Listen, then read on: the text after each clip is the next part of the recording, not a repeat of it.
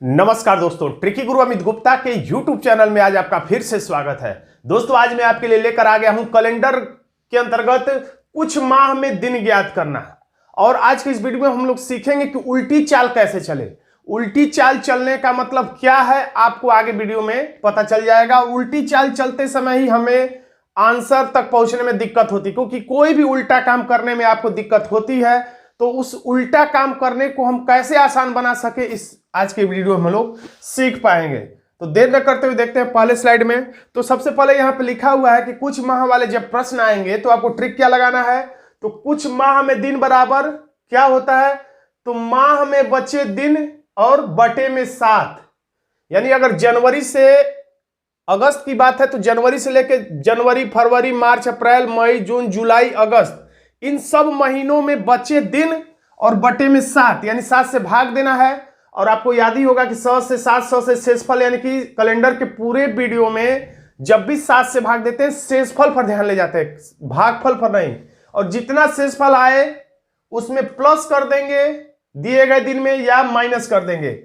आगे का पूछे तो प्लस कर देंगे, पीछे का दिन पूछे तो माइनस कर देंगे। तो डायरेक्ट चलिए प्रश्न में हम लोग देखते हैं।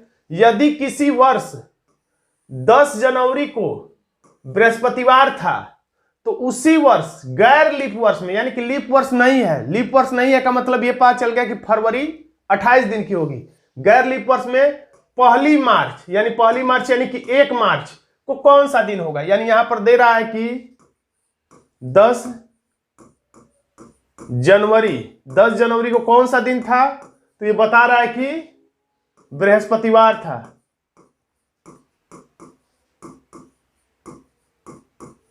बृहस्पतिवार था और पूछा किस तारीख कब जा रहा है, तो पहली मार्च को। तो जनवरी के बाद फरवरी और मार्च, तो अंदाज आप कर लीजिएगा कि कितने महीने बीच में, उतना ही जगह यहां पे छोड़ दीजिएगा बीच में। अगर यही अक्टूबर की बात करता तो हम लोग और लास्ट में लिखते हैं। तो इस अंदाज से बीच में जगह छोड़ दीजिएगा। जनवरी पहले आता है तो पहले, मार्च बाद में आता है तो हमने बाद में लिख लिया। और यही डेट आपसे पूछा जा रहा है, यानी 10 जनवरी को बृहस्पतिवार, तो 1 मार्च को कौन सा दिन होगा। तो माह में बचे दिन का मतलब जनवरी और मार्च के बीच में कितने माह हैं और उन माह में कितने दिन होते हैं उसको आपको नोट करना है। तो जनवरी के बाद यहां पर फरवरी, और फरवरी के बाद अब कोई महीना नहीं है, मार्च है तो मार्च यहां पे लिखा ही हुआ है। अगर यही अप्रैल तक रहता तो मार्च के बाद अप्रैल लिखते, अब यही मई तक रहता तो मई तक हम लोग लिखते हैं। तो अब जनवरी से शुरू करना, देखिए जहां से चलते हैं उस डेट को छोड़ के और जहां पहुंचते हैं उस डेट को लेकर, ये हमेशा याद रखिएगा। यानी 10 जनवरी को तो बृहस्पतिवार है ही, उस दिन को छोड़ देना है। और 1 मार्च का पता करना है तो 1 मार्च को हम लोग लेकर गिनेंगे। तो माह में बचे दिन का मतलब सबसे पहले ये पता करिए कि जनवरी में कितना दिन बचा है।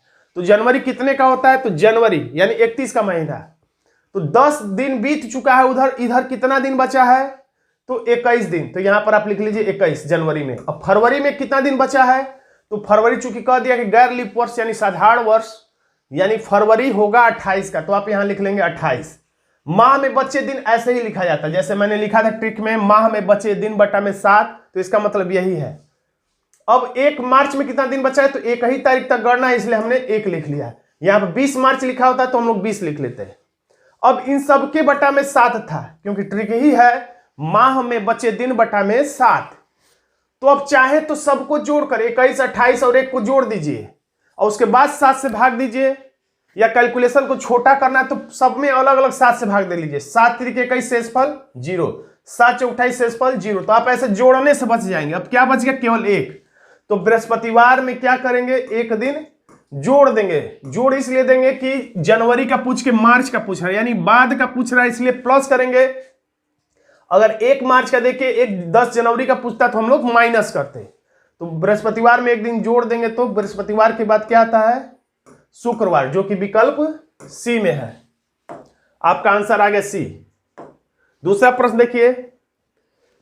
प्रिया का जन्म 11 अप्रैल को मंगलवार के दिन हुआ। उसी वर्ष रानी का जन्म सप्ताह के किस दिन आएगा। यदि सती नहीं, ये रानी है।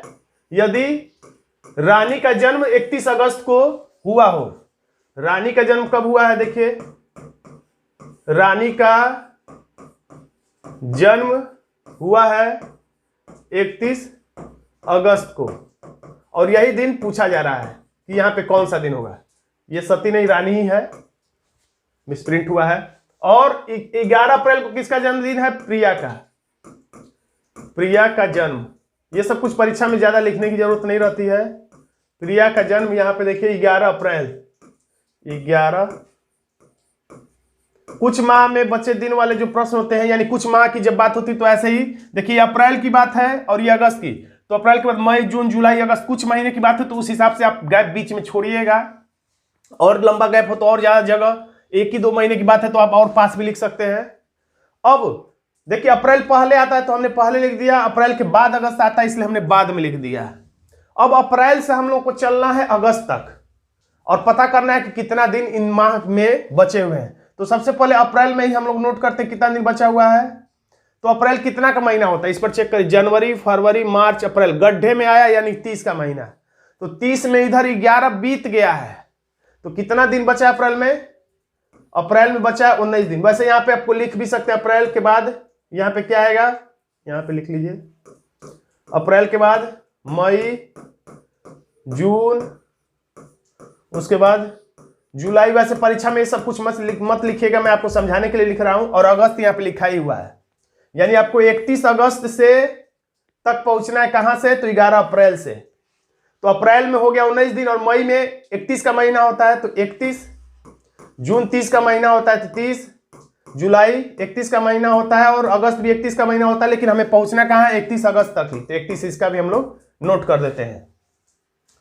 अब देखिए पूरे कैलेंडर में एक बात याद रखिएगा, 31 जब भी लिखने का मन करे तो 7 चौक 28, शेषफल 3, यानी 3 भी लिख सकते हैं, क्योंकि 7 से जब कटाएंगे तो 3 छुपा हुआ है। यानी पूरे कैलेंडर में इस बात को ध्यान रखिएगा कि दिन के बटा में 7 छुपा होता है। यानी अगर आपको 30 लिखने का मन करे तो 7 चौक 28, शेषफल 2, यानी 2 भी लिख सकते हैं। 31 लिखने का मन करे तो आप 3 भी लिख सकते हैं। क्यों? क्योंकि 7 चौक 28 और शेषफल 3। 28 लिखने का मन करे तो आप 0 लिख सकते हैं, क्योंकि 7 चौक 28, शेषफल 0। 29 का महीना तो 7 चौक 28, शेषफल 1, यानी 29 का महीना हो तो सिर्फ आप 1 लिखा करिए, आप 1 स्टेप बच जाएंगे करने से। तो 30 है तो 7 चौक 28, शेषफल 2 लिख सकते हैं, 7 चौक 28, शेषफल 3 लिख सकते हैं, 7 चौक 28, शेषफल 3 लिख सकते हैं। यानी जहां 3 लिखने का मन करे 2, जहां 31 लिखने का मन करे 3 लिख दीजिए। उसी तरह से 7 दूना के 14 और शेषफल 15, 16, 17, 18, 19, यानी शेषफल 5। यानी कैलकुलेशन जितना छोटा हो सके। अब चाहे तो सबको जोड़ दिए, 5, 3, 8, 9, 10, 11, 12, 13, 14, 15, 16। अब 16 आ गया, जब तक 7 से कम ना हो जाए तब तक 7 से भाग देते रहिए। 7 दूना के 14 और शेषफल 2, ये जो 2 आया इसी से हमारा मतलब है। अब दिए गए दिन में, यानी कि प्रिया का जन्म 11 अप्रैल को क्या था? मंगलवार था। तो मंगलवार में ही हम लोग क्या करेंगे, ये जो 2 दिन आया इसको 2 दिन जोड़ देंगे। तो मंगलवार में 2 दिन जोड़ने पर बुधवार, बृहस्पतिवार या गुरुवार, गुरुवार लिखा है तो हम लोग गुरुवार ही लिख देते हैं। गुरुवार हमारा आंसर आ जाएगा, जो कि विकल्प डी में है। अब अगर बात को आप समझ चुके हैं तो अप्रैल मई ये मत लिखा करिए, आप मुजबानी भी लगा सकते हैं। देखिए अगर किसी वर्ष 17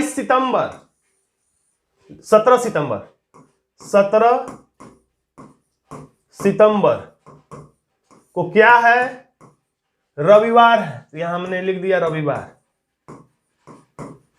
तो अब पूछ रहा है तो पिछले महीने, तो पिछले महीना का मतलब सितंबर है, तो पिछला महीना क्या रहा होगा? तो अगस्त। तो आप यहां अगस्त लिख लीजिए, क्योंकि अगस्त सितंबर से पहले आता है इसलिए हमने पहले लिख लिया। अगर सितंबर के बाद वाला महीना देता तो अक्टूबर हम लोग इधर लिखते हैं।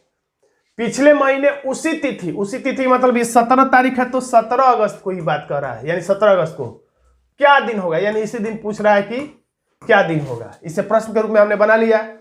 तो अब 17 सितंबर से 17 अगस्त तक जाना है, यानी हमें उल्टा जाना है। तो याद रखिए उल्टी चाल का मतलब जब भी कोई काम आप उल्टा करेंगे गलती की संभावना बनी रहती है।